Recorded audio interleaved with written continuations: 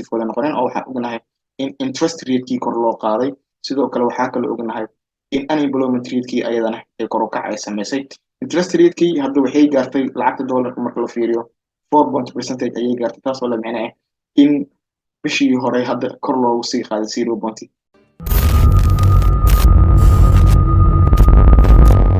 wax rejection ah inaan meeshaan ka aragno kadib aan filayno in haygan hore la jebiyo oo hay kale meesha uu kasii samaysmo maadaama meeshaan bar aad u muhiim ay tahay oon aragnay multiple times inay kasoo laabato oo markii ugu dambeysay waxaan u jeednaa inay hoos usoo dhacday hadda inta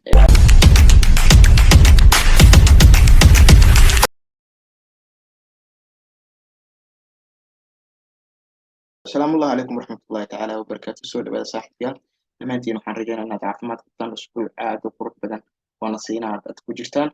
وحدي بسؤال إني أما دك دي بان جوكتين دون عاد ولا هنا في النوس مثلا قيمة توسكا سي أسبوع لا نسمين جينا وحكي لهم جزء بلودا واحد فلان قيمة معنا سوري يوتيوب لكن أنت كده أبيد أيام كهاي أو هو له كده ماشي دي أيام كسي ولا لكن كده فلان قيمة أيام كمشغولي إن شاء الله اسكو دي دون أنا سي جوكتا سو بندقو حدي حقيقي حتى كيما ويسي tiimka dadka tirsan ayaa insha allah si joogta u soo dhigi doono so haddaan dib u soo laabano waxaa ogtihiin dollarka inaan aniga keliya ku trade gareeyo oo falanqeymihii badanaa keliya ku sarfaan doonaa lacagaha dollarka base currency ku yahay iyo kuwa gadaal dollarka uu ka raaco so waxaa ujeednaa dxy ayaan hadda taaganahay dxy ka hor intaanan taaban waxaan soo fiiri doonaa wiigan waxa jiro ama fundamental ahaan newsida jiro oo newska wiigan jiro dollarka waxaa ugu weyn in congressional election uu jiro ama senatorka doorashadeedii uu jiro u dhaceyso ayadana maalinta 8 November ayadana waxay ka mid tahay impact newska waxaan u jeednaa representative election inay dhici doonto markii taariikhda tahay maalinta talaada November 8 isbuucan waa lacagta koowaad ee saameynta ku leh dollarka ee wiigan aan filayn inay soo baxdo so sidoo kale waxaa jiro CPI oo ayadana ah newska kale ugu weyn oo aan rajaynayno November 10keedii maalinta khamiista inuu soo bixi doono oo waxaan hore u wada ognahay wiigii hore aan soo dhaafnay in labadii news weynaa ay positive wada noqoneen oo waxaan ognahay in interest rate-kii kor loo qaaday sidoo kale waxaa kaloo ognahay in unemployment rate-kii ayadana ay kor u kac ay samaysay interest rate-kii hadda waxay gaartay lacagta dollarka marka la fiiriyo 4% ayay gaartay taasoo la micno ah in bishii hore hadda kor loogu sii qaaday 0.75 bps halka NFP-ga ama unemployment rate-ka asigana unemployment rate-ka uu kor u kacay uu gaaray 3 point waxaan rajaynayaa 6 maybe 7% inuu ahay so taasoo la micno ah interest rate kor loo qaaday waxay la micno tahay ayadana in dollarka uu kor u sii socon doono so marka wiigan newsida ugu weyn oo xagga dollarka soo bixi doono waa CPI iyo electionka congress electionka wiigan jiro marka labada news ayaa ugu weyn newsida wiigan soo baxayo haddii aan usoo laabano xagga fundamentalka ah si aan iskula fiirno waxyaabaha la rajaynayo fundamentalka ama lacagaha wiigan wajan iska jiro waxaan hadda kor taaganahay DXY oo ah DXY jihadeeda ogaad sida caadi waxaa wada ognahay in lacagaha kale jihadooda ay ku fududaanayso oo kuwa dollarka u horeeya haddii dollarka kor u kaco sameeya ayagana kor ayay aadaan kuwa dollarka u dambeeyana hoos ayay aadaan oo waxaa filaa in sentimentigaas ama tibkaas yar aad si fiican ugu fahansantiin marka haddii DXY-da usoo laabano haddii hal mar wada fiirin day si aan u wada aragno waxa ka socda DXY jihada meesha ay ka jirto ama waxyaabahan ka rajaynaa so waxaan u jeednaa dollarka muddo abtirin inuu watay oo si innaba caadi ahaynin uu u sameysanayo calaamadaha lagu yaqaano suuqa markuu sameysanayo ama suuqa markuu trainkiisii yahay uptrain uu yahay oo calaamadaas u ah mar walba suuqa inuu high sameysto low yar uu sameysto higher aan aragno kadib lowgii kore low ka hooseeya aan aragno higher aan aragno so structurekaas ayuu mar walba raacay oo waxaan u jeednaa structureka hadda meeshaan u jeedno waa structure uptrain ah oo suuqa uptrain u socda inuu yahay so marka maadaama uptrain uu yahay keliya fursad aniga noogu furan waxay tahay in fursad bayaan ka raadina oo waayo mar walba marketka waxaa la trend is friend trendka inaad raacdo ayaa kuu fiican maadaama suuq ab yahay fursad keliya aad raadiso so marka waxaan u jeednaa in muddo uu ku socdo marketka ama DXY-da ama dollarka ay uptrain aheeday laakiin labadii news ugu dambeeyay wiigan soo baxay ay hoos u soo dhigeen gaar ahaan NFP-ga wiigan halkan uu marayay aan aragnay kadib markuu NFP-gii uu soo baxay in marketkii hal mar uu soo daatay oo dollarkii hoos u dhac uu soo sameeyay marka wiigan maxaan ka rajaynaynaa haddii aan technical ahaan fiirino waxaan u jeednaa in dollarka structure aad weyn uu taagan yahay oo haddii aan fiirino bartaane waa bar dhowr mar uu kusoo laabtay oo mar allaala markuu imaado uu soo register gareeyo kadibna dollarka uu kasii kacayo. So marka haddii aan inta isla fiirino si aan support and resistance-geeni iyo kulli aan u samaysano. Sidoo kale haddii aan fiirino dhankan ama aan u samaysano channelkeena ama trendline-keena haddii aan u samaysano, waxaan arkaynaa dollarka in uuba ku jiro channelkan dhexdiisa, uu mar walba channelka markuu imaado uu channel kasoo taabanayo kasoo laabanayo. Oo waxaan aragnaa maalinta Jimcihii ugu dambeysay dollarkii tareenkiisa taabashadii saddexaad markuu sameeyey in hoos u dhac kusoo sameeyey. Marka weekend maxaan ka rajaynaynaa? Weekend aniga ahaan waxaan ka rajaynaynaa dollarka inaan aragno bartaan wax ka dhici doona ama meeshaan wuxuu ka samaysan doono halkan inaan fiirino. Oo waxaan u jeednaa bartaan bar aad u muhiim ah inay tahay, oo mar walba markuu inta imaado dollarka kadib uu imaanayay oo gadaal usoo laabanayay, oo dhowr taabasho ayaan halkan ka haysanaa. Oo waxaan u jeednaa taabashadii horena halkan inay aheeday ama bartaan ay aheeday hadda uu buy oo ka noqdo. Marka waxaan fiiri doonaa waxa meeshan ka dhaco. Sidoo kale haddii aan gudaha ama time frame yar aan u tagno ama 2 hour-ka aan tagno, waxaan fiiri karnaa weli still in channel kale uu ku jiro oo ah in dollarka weli uu buy uu yahay, oo aan arkayno in saddex taabasho meeshan ay ka jirto, uu saddex taabasho uu soo samaystay. Taabashadii koowaad waxaan u aragnaa in bartaan ay soo taabatay marketkii, oo waxaan aragnaa bartaan ay soo taabatay mar labaad, bartaan ay soo taabatay dollarkani ahaan. Marka waxaan ka rajayn doonaa ama bartaan wixii ka dhaco, oo waxaa laga yaabaa kadib inuu sii kaco ama waxaa laga yaabaa meesha inuu soo taabato kadib halkaa markuu imaado dollarka kor u kiciisa samaysto. Mar walba waxay ku xiran tahay qaabka maalinta isniinta ah oo beri tahay meeshaan wixii ka dhaco. Haddii aan aragno wax breakout inuu meeshaan ka dhaco ama marketka uu breakout uu ka samaysto dollarka uu soo jebiyo, waxaan isku dayi doonaa inaan sell gareyno. Haddii aan aragno wax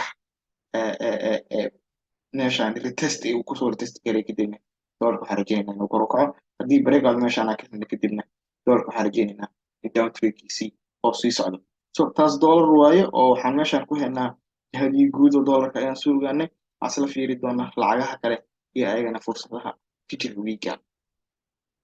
So lacagta koowaad oo aan rabno inaan ogaano waxa waaye ayadana si aan iskula fiirino USD CHF. USD CHF saaxiib yaal haddii aad ila fiirsan asina si la mid ah trend ayaan ku helnaa. Oo waxaan u jeednaa trendka haddii aan u samaysano support and resistance-geeni bartaan inay bar aad u muhiim u tahay u jeednaa. Haddii aan isla fiirino waa support aad u adag, oo waxaan u jeednaa marketkii inuu jebiyey, oo haddana waxaan aragnaa mar walba meeshaan markay timaado in ay soo retest gareynaysay oo ay beeshani si aad u respect gareynaysay. Oo waxaan u jeednaa multiple rejection meeshaan inuu ku yaalo, oo mar walba meesha markay timaado rejection uu ka dhacay aanan la jebinaynin. Sidoo kale markay jebiso kadibna retest ay kusoo sameynaysay. So marka ayadana waxaan ka filaynaa wax rejection ah inaan meeshaan ka aragno kadib aan filayno in high-gan hore la jebiyo oo high kale meesha uu kasii samaysmo, ama waxaan sugaynaa in trendka lasoo jebiyo kadib retest meeshaan ka aragno kadibna USD CHF aan sii sell gareyno. Mar walba waxay ku xiran tahay marketka qaabka uu na siiyo iyo qaabka structure-ka uu u samaysmo aan u aragno. Waxaan usoo laabanaynaa euro US dollar. Euro US dollar waa biirka ugu jeclahay oo badanaa ku trade gareeya. Waxaan u jeednaa ayadana haddii aan isla fiirno ama trendkeennii aan wada qaadano in trend nadiif ah halkan oo inoogu bilaabay, oo waxaan aragnaa in channel aad u qurux badan ay ku jirto. Look channel aad u qurux badan ay ku jirto, oo waxaan aragnaa mar walba in labada dhinac ay soo taabanayso. So beerkani waa beerka isbuucan aan ishii ku hayo, oo aan rajayn doono meelaha wixii ka dhici doono. So ayada waa nadiif, waa ujeedaan aad u qurux badan yahay beerka, ama channel fiican oo qurux badan oo ku jira. oo channelka xataa waxaan u jeednaa in calaamadaha beerishka lagu yaqaano uu yahay oo saddex taabasho, laba taabasho kor aan ka helno. Marka waxyaabaha ka filaya waxa waaye weekend wax ka dhici doona ayadana sidoo kale, maadaama meeshaan bar aad u muhiim ay tahay oon aragnay multiple times inay kasoo laabato. Oo markii ugu dambeysay waxaan u jeednaa inay hoos usoo dhacday hadda inta ay imaatay. So marka waxaan sugaynaa haddii respect gareyso oo aan aragno wax rejection ah, waxaan filaynaa in euro US dollar sell ay noqon doonto. Haddii kale probability-ga labaadna waxay noqonaysaa inay jebiso kadib bartaas ay soo taabato oo aan helno saddex taabasho ah labaad qaybtii saddexaad markay inta ka dhacday kadibna aan heli doono inay hoos usoo dhacdo. Marka euro US dollar ayadana qaabkaas ayaan u rajaynayaa in weekend ay noqon doonto. So wax walibo waa macquul, laga yaabaa jihad haddaa sheegay inay aadin, keliya concept ka qaado oo marketka wuxuu ku siiyo ku trade gareey. beerkan kale asigna as fiirinayna waa GBP US dollar. GBP US dollar